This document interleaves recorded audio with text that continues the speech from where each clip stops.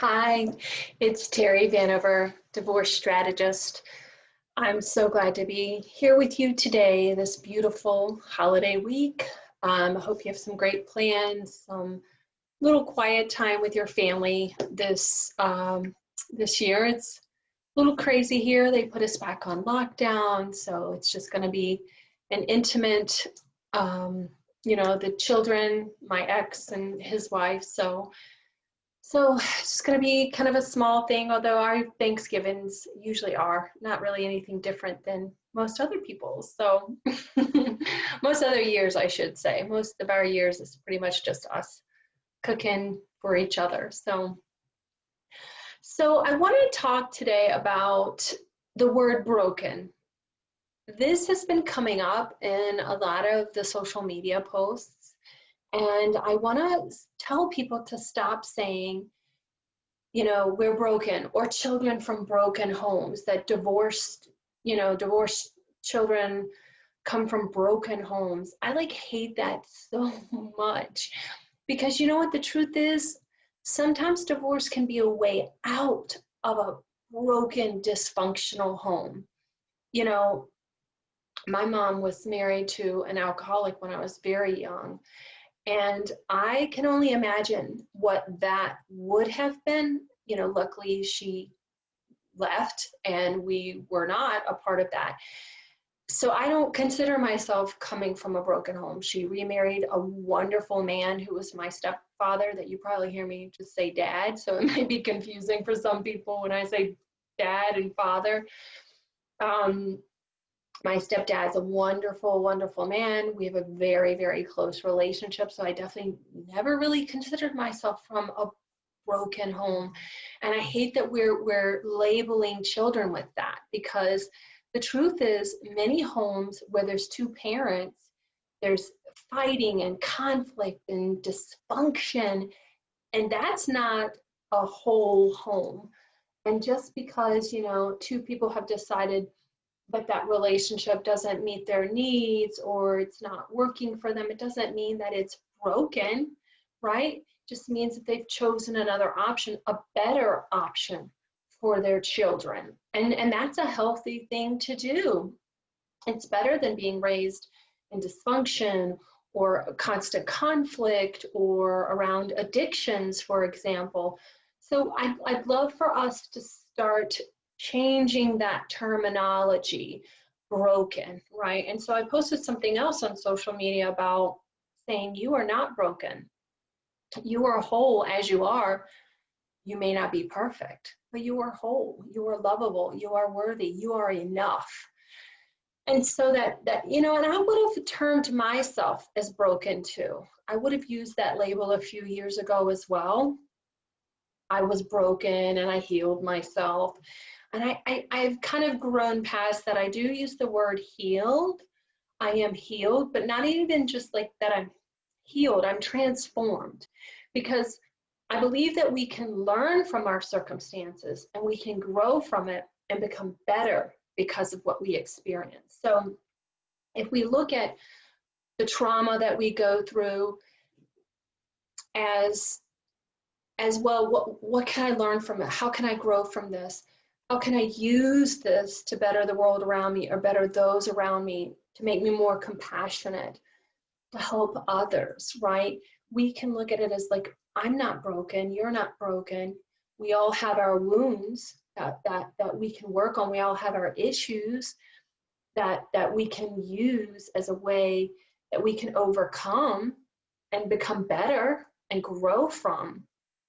And the first step is seeing is awareness, becoming aware of like, wow, that childhood event that I went through may have caused me to perhaps see the world in a way that maybe others don't.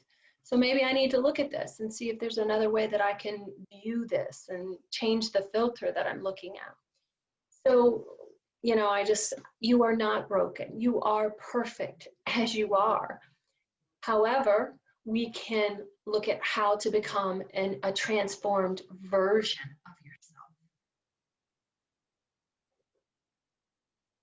So I'm getting a message saying you're not in the group anymore. So I don't know what's going on. I think it did kick me out of Facebook. I'm gonna just go ahead since I'm kind of halfway done. How do we overcome loneliness? So someone had asked, how do you overcome loneliness? Okay, so the holidays are coming up. We've got Thanksgiving, you've got Hanukkah, you've got Christmas coming up. You're feeling lonely. Okay, the first step is consciously surrendering to that. You know, that was the, biggest part of my healing. That was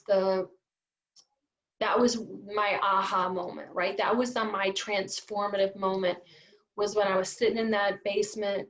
I was homeless, I was devastated, and I just had to kind of surrender to this loneliness, because I was lonely when I was married, and I was lonely during the divorce. And I was like, okay, this is about me, and I've got to look at this. So consciously surrendering to it and examining it rather than running away from it or denying it, and it's real easy to escape temporarily, though.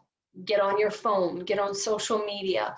And then even that, though, exasperates the problem, because then you start comparing your life to whatever you see on social media, and you say, I don't look like that, I don't have a family like that. And then you start feeling worse about yourself.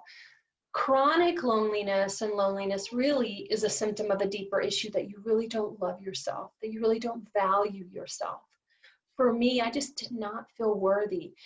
I grew up, very poor. My mom had very little money. We, like I said, my alcoholic father abandoned us very early on. What few memories I have of him coming in and out of my life were not positive. And I was sexually abused when I was 7 years old by a family member. And so all of this, bullied in middle school, all of this led to my feelings of shame, sense of abandonment, sense of I'm not enough, unworthiness. And, I brought all that into my marriage, especially my marriage, right? Our intimate partners know all this, and they get the brunt of all of this. And I was needy, I was controlling, I was insecure, I was not a good wife. The truth was, I just kept asking for more and more and more and more love. Nothing he ever did was good enough. And it was, sitting crying in that basement that I realized, nothing was ever good enough. I've never been happy. I really needed to look at myself, right? And like I said, heal these traumatic events that I went through that are still filtering how I see the world, that are showing up and manifesting in my relationships and ruining my relationships. So I was one of those people that, with abandonment, two things, right, happen. With abandonment, you either sabotage good relationships, or you don't have a relationship, or you choose partners who will abandon you. So for me, I was the saboteur. And so it really manifested in my marriage. And within a few short months of my divorce, I lost my home because of the financial decisions. I lost all my financial credit. I lost my health because I was hit by a van while riding my bike, and my mom. It was like everything that could go wrong at that time went wrong. So I know how difficult divorce can be. It can be devastating, right? And then now, if you're going through it now during a pandemic, I just got off the phone with a woman who's still currently living. It's been 6 months still living with her ex, and they're quarantined. And it's like, I know how difficult this can be. And so, in that space of consciously surrendering, it was my pivotal moment. It was my transformative moment. There's some moments in your life when your life is changing, and that was it. I said, you know what? You have to change this. You keep sabotaging relationships. You're lonely no matter what, who loves you, how much they love you. You're always lonely. And it was in that space that I recognized, I had a lot of feelings of unworthiness that I needed to heal. And I learned how to heal, how to overcome it. I learned the right tools, the right strategies, the things that you needed to get better from this. And now, even though I had a 2.5-year divorce, 2 failed mediations, 2 failed attorneys, all that stuff, like even though I went through that and my divorce was awful, my ex and I hated each other. People think because we're like all buddy buddy now, like that was like this great amicable divorce. It was not. It was miserable. He was in fear, I was in fear, and we made decisions out of fear and bitterness. It was bad.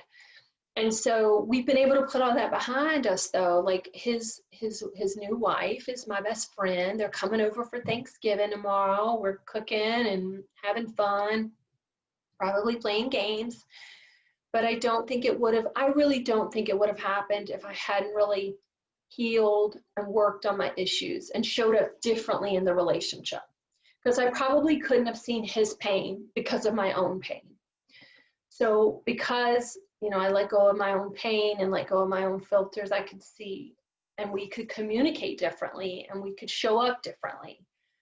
And now, we are supporters of each other. We co-parent together 50-50. We, I'm remarried to a wonderful man, my New York Italian husband, who's in there making artichokes for Thanksgiving. He's Italian. I got what?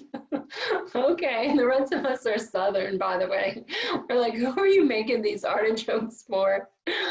Sorry, this is funny. So I lost my train of thought because I'm thinking about artichokes for Thanksgiving. So truly an Italian, right? So we can put all that behind us, right? And trust me, my ex is going to come over here and make fun of him for making damn artichokes for Thanksgiving. So, we can you can put all that stuff behind you. You can have a life where you co-parent with your ex and you joke with each other. Oh my God, last night we were texting, joking. It's ridiculous. And the fact that we love and support each other, and we have our kids in common and we can joke about the kids, and it's just a great relationship. I wish everyone had this relationship. And I do believe it's more possible than you think it is. I think most people think, I hate my ex, we could never be friends, da da da da. I mean, if you thought for 1 minute I was thinking that we'd be joking and making fun of my husband together on Thanksgiving, 4 years ago, no way. But it's totally possible. It's totally doable, trust me. So, we're going to be talking about that, like how to overcome loneliness, how to learn to trust again. We're doing a workshop on December 12th where we're going to deep dive into how to feel. Like I said, when you're lonely, it's a symptom that you really don't feel worthy. So we're going to deep dive into how to feel worthy, how to feel confident again, how to know that you are enough. Stop feeling like you're not enough, because you are. So I'm going to give you some tools. I'm going to give you some strategies on how to overcome the loneliness. I'm going to teach you how to get through the holidays. And listen, ladies, it starts with one word, okay? You want to know? No. No is a complete sentence, okay? So I think so many women, people-pleasing women, they think that they've got to please everyone, and they might be unhappy with me. You are not responsible for someone else's feelings or their reactions to what you need or to what you want. You are not responsible for that. So no is a complete sentence. So if you're feeling overwhelmed, if you don't want to go out and do the project for, the school, or you don't want to cook that dish for whatever family gathering or whatever, no is a complete sentence. And saying no is self-care.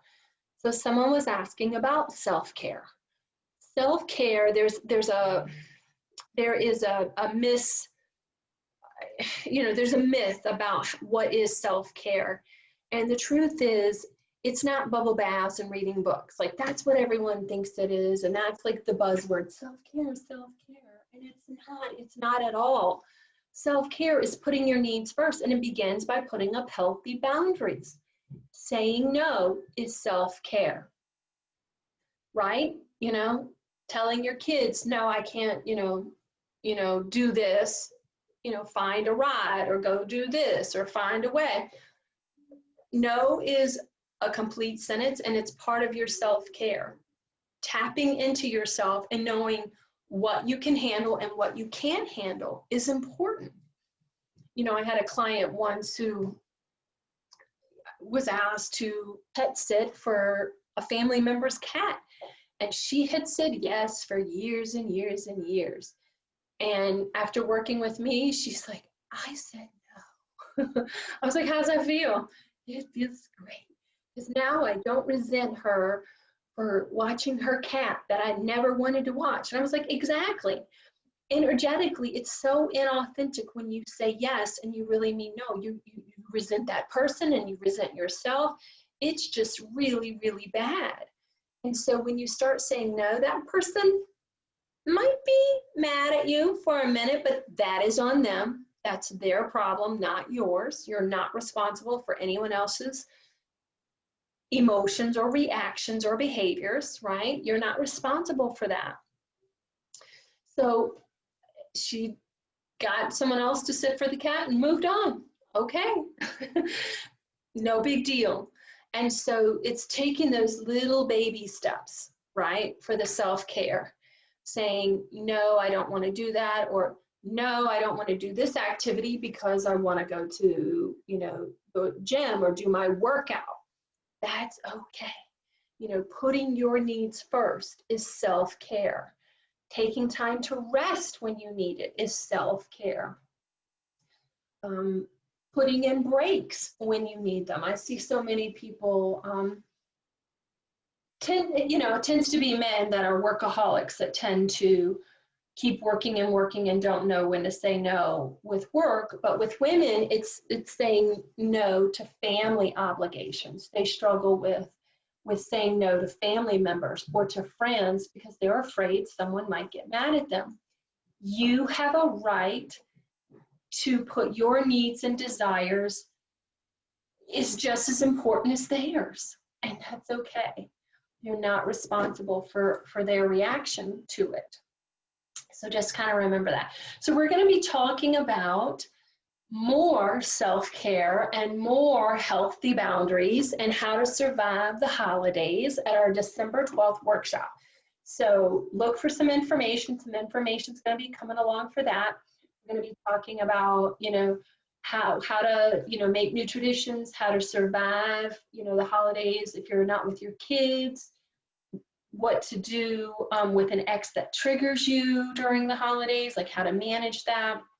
We're going to talk about self-care. We're going to talk about healthy boundaries. So please join me on December 12th. Or if you are, want to reach out to me one-on-one and set up some time to talk, we can do that in the meantime as well. Of course, I'm always available for questions or anything like that as well. So also, cool bonus for this workshop, actually, we are doing a special holiday survival guide that registrants are going to get. When you register for the workshop, you're actually going to get a holiday survival guide with questions, activities, and bonus things to do to help you survive the holidays too as well. So lots of great things going on. Reach out to me. I'm here to support you. I hope you have a wonderful Thanksgiving, and I look forward to seeing you. All right, bye-bye.